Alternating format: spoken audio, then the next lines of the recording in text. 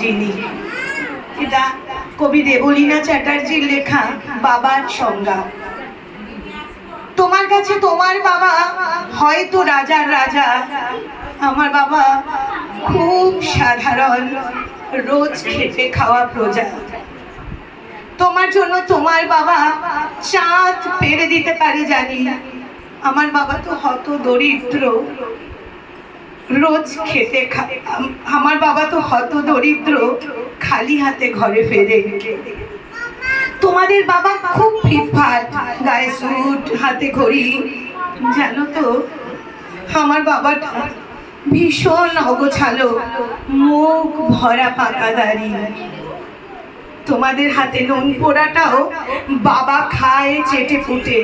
আমি তো দারুণ রান্না করি, তবু বাবা বলে মোটামুটি। তোমাদের জন্মদিনে বাবা দামি উপহার দেয়, আমার বাবাটা এমন অনমনে দিনটাই ভুলে যায়। তোমার বাবা হাত ধরিয়ে রাস্তা করায় পার, আমার বাবা নিজেই পারে না, আমি হাত ধরি তার। তোমার বাবা তোমাদের হাতে খরচের টাকা দেয়, আমি টিউশন করে মাসোহারা পেতে বাবার ওষুধ কিনতে হয়। তোমার বাবা রাখতেই পারে তোমায় ভীষণ সুখী, আমার বাবাও চেষ্টা করে আগলে রাখতে। হতে পারে তুমি রাজকন্যা, আমি হয়তো দাসী, তবু দিন শেষে আমি আমার বাবা ঠিক বা ততটাই ভালোবাসি। তোমরা বাবা শব্দের যে সংজ্ঞাটা দাও সারা ফেসবুক জুড়ে, ওই চিরাচরিত বাবার উপমা আমায় বড্ড বিরক্ত করে।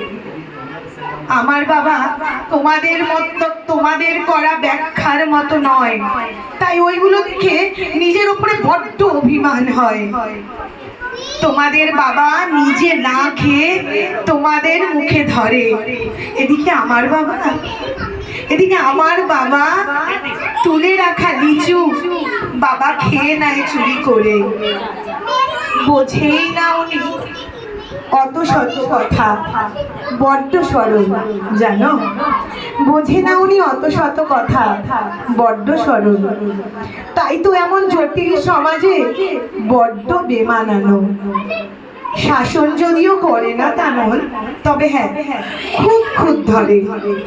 অথচ বন্ধু মহলে আমার পেছনে আমার তারিফ করে। আমি নিজেও ওনাকে বকাঝকা করি ভুল করলে অকস্মাৎ। আবার কেউ আমার দিকে আঙুল তুললে তার দিকে ভাঙতে পারি সে হাত।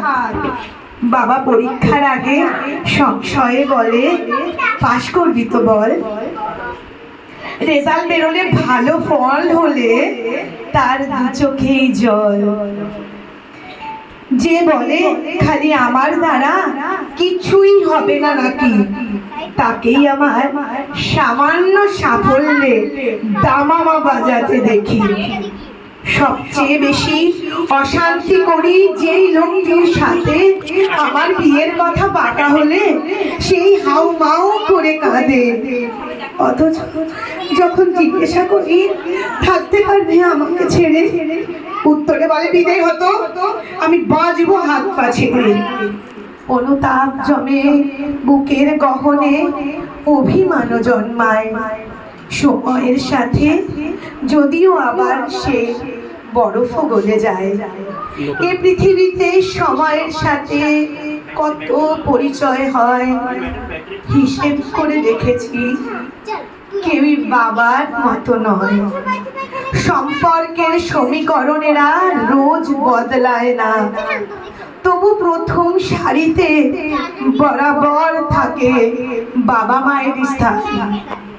ঝগড়া ঝামেলা অভিমান এসব এত কিছুর পরেও আমায় একটা বিষয় ওনার প্রতি দুর্বল করে বড়।